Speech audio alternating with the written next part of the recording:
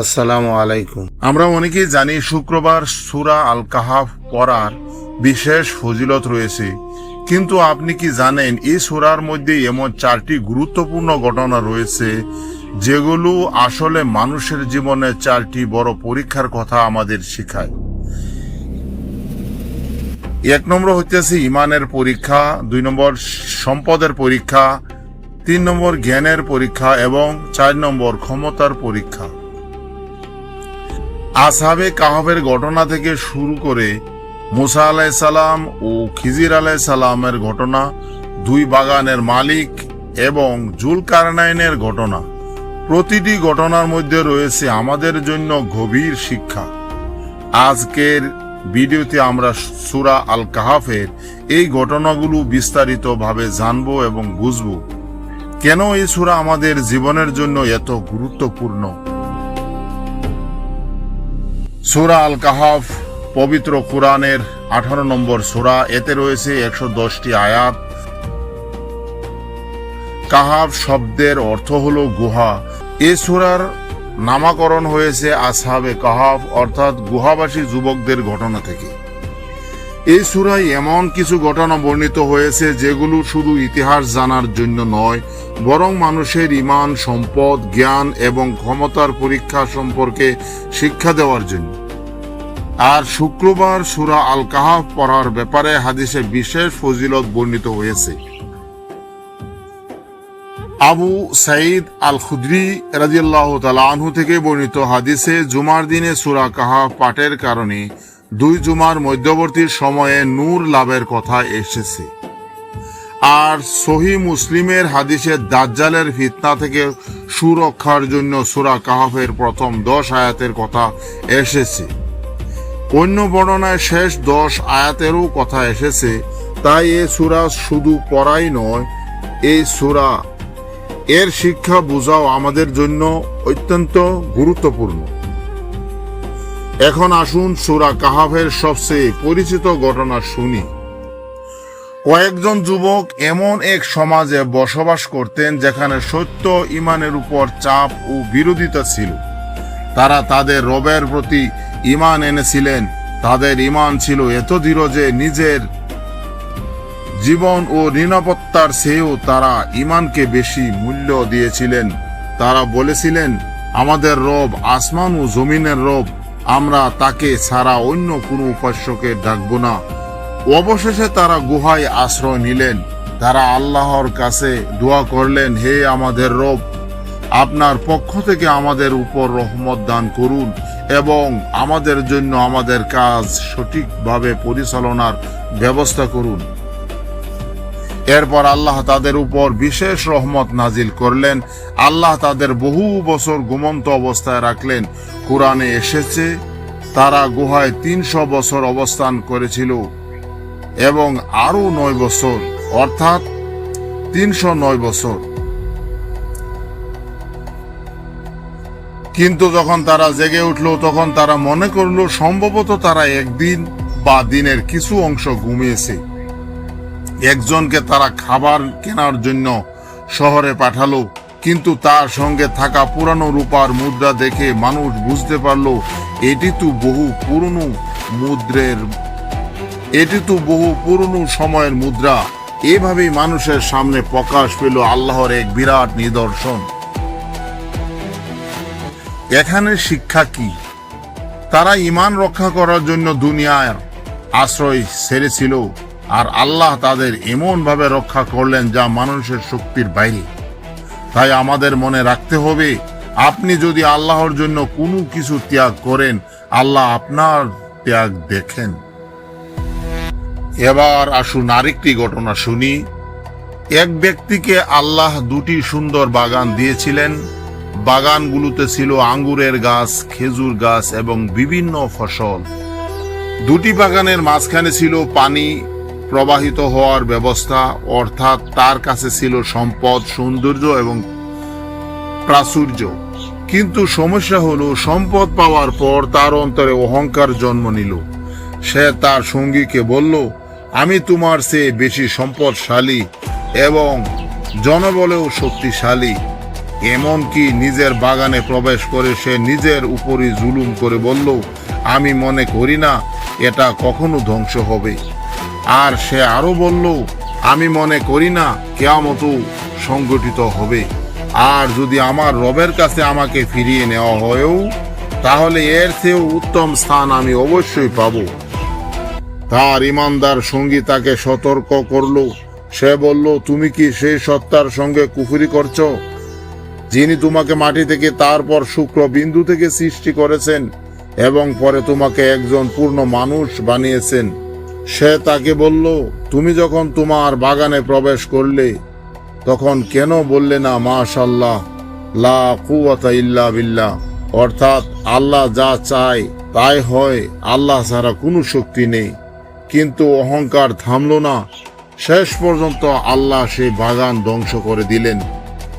সে তার সম্পদের জন্য আফসোস করতে লাগলো, কিন্তু তখন আর কিছু করার ছিল না। শিক্ষা কি? সম্পদ খারাপ নয়, কিন্তু সম্পদ যদি মানুষকে আল্লাহকে ভুলিয়ে দেয়, তাহলে সেই সম্পদই মানুষের জন্য পরীক্ষা হয়ে যায়। আজ আমাদের নিজেদের জিজ্ঞেস করা উচিত, আমার টাকা কি আমাকে আল্লাহর কাছাকাছি করেছে, নাকি আল্লাহকে ভুলিয়ে দিচ্ছে? এবার আসছে সূরা কাহফের সবচেয়ে গভীর শিক্ষাগুলোর একটি।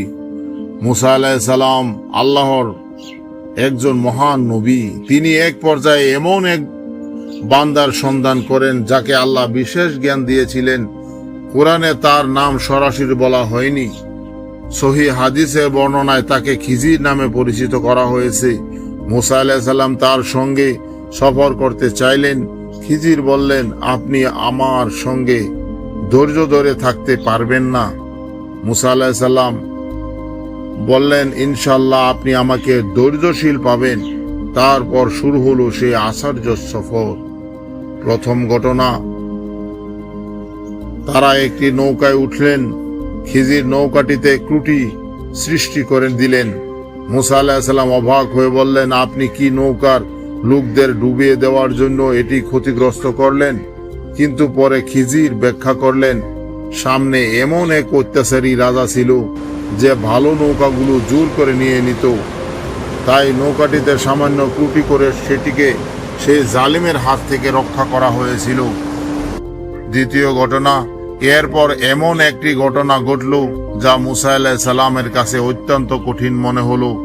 খিজির একজন বালকের ব্যাপারে এমন কাজ করলেন যা দেখে মুসা আলাইহিস সালাম প্রতিবাদ করলেন।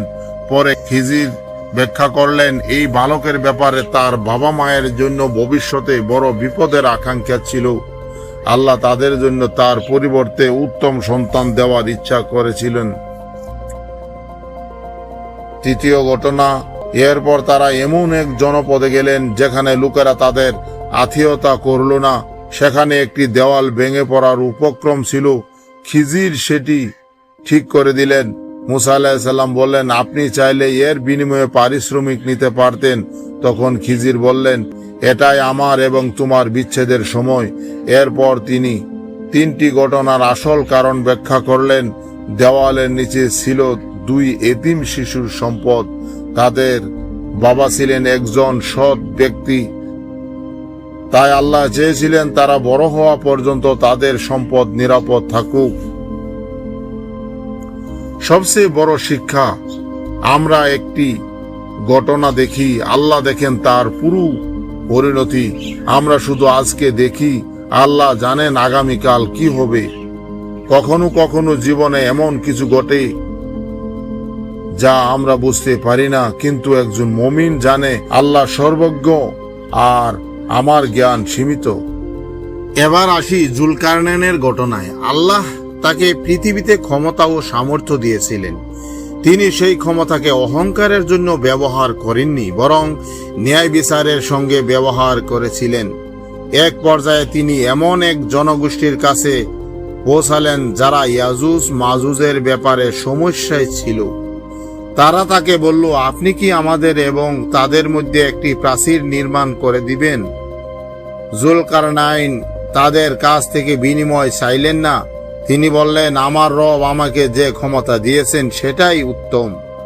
তারপর তিনি লোহার বড় বড় টুকরা সংগ্রহ করলেন এবং তা দিয়ে একটি শক্ত বাধা নির্মাণ করলেন। এরপর তার উপর গলিত তামা ডালা হলো। এভাবে ইয়াজুজ মাজুজের জন্য সে বাধা অতিক্রম করা কঠিন হয়ে গেল। কিন্তু এত বড় কাজ করার পরও জুলকারনাইন অহংকার করেননি। তিনি বললেন, এটি আমার রবের রহমত। ক্ষমতা আল্লাহর পক্ষ থেকে পরীক্ষা। আপনি ক্ষমতাবান হলে মানুষের উপর জুলুম করবেন নাকি ন্যায় বিচার করবেন? আপনি নেতৃত্ব পেলে নিজের নাম বড় করবেন নাকি আল্লাহর শুকরিয়া আদায় করবেন? এখন 4টি ঘটনা একসঙ্গে মনে রাখুন। আসহাবে কাহফ ইমানের পরীক্ষা, 2 বাগানের মালিক সম্পদের পরীক্ষা, মূসা আলাইহিস সালাম ও খিজির আলাইহিস সালাম জ্ঞানের পরীক্ষা, জুলকারনাইন ক্ষমতার পরীক্ষা। অর্থাৎ সূরা আল কাহফ শুধু একটি গল্পের সূরা নয়, এটি আমাদের জীবনকে পরীক্ষা করার একটি আয়নার মতো। আমার ঈমান কেমন? আমার সম্পদ আমাকে কোথায় নিয়ে যাচ্ছে? আমার জ্ঞান কি আমাকে বিনিময় করেছে? আর আমার ক্ষমতা কি আমাকে ন্যায়বান করেছে? রাসূল সাল্লাল্লাহু আলাইহি সাল্লাম আমাদের দাজ্জালের ভয়াবহ ফিতনা সম্পর্কে সতর্ক করেছেন। সহিহ মুসলিমের হাদিসে এসেছে, যে ব্যক্তি সূরা আল কাহফের প্রথম 10 আয়াত মুখস্থ রাখবে সে দাজ্জালের ফিতনা থেকে সুরক্ষিত থাকবে। অন্য বর্ণনায় শেষ 10 আয়াতের কথাও এসেছে। এই কারণে সূরা কাহফের সঙ্গে দাজ্জালের ফিতনা থেকে সুরক্ষার একটি বিশেষ সম্পর্ক রয়েছে। কিন্তু শুধু মুখস্থ করাই নয়, আমাদের এর শিক্ষা বুঝতে হবে। কারণ দাজ্জালের ফিতনা শুধু চোখের সামনে কোনো ঘটনা দেখার বিষয় নয়, এটি ঈমানের বিরাট পরীক্ষা। সূরা আল কাহফ আমাদের শেখায় পরীক্ষার সময় কিভাবে আল্লাহর উপর অটল থাকতে হয়। প্রিয় ভাই ও বোনেরা, শুক্রবার যখন সূরা আল কাহফ পড়বেন তখন শুধু দ্রুত পড়ে শেষ করার চেষ্টা করবেন না, এর আয়াতগুলো বুঝুন। আসহাবে কাহফের ঈমান থেকে শিক্ষা নিন। 2 বাগানের মালিকের ঘটনা থেকে অহংকার থেকে বাঁচুন। মূসা আলাইহিস সালাম ও খিজির আলাইহিস সালামের ঘটনা থেকে নিজের সীমিত জ্ঞানকে মনে রাখুন। আর জুলকারনাইনের ঘটনা থেকে ক্ষমতার সঠিক ব্যবহার শিখুন। আল্লাহ আমাদের কোরআন পড়ার, বোঝার এবং জীবনে বাস্তবায়ন করার তৌফিক দান করুন। আমিন। ভিডিওটি যদি উপকারী মনে হয় অন্যদের কাছে শেয়ার করুন। আল্লাহ আমাদের সবাইকে ঈমানের উপর অটল রাখুন। আসসালামু আলাইকুম ওয়া রাহমাতুল্লাহ।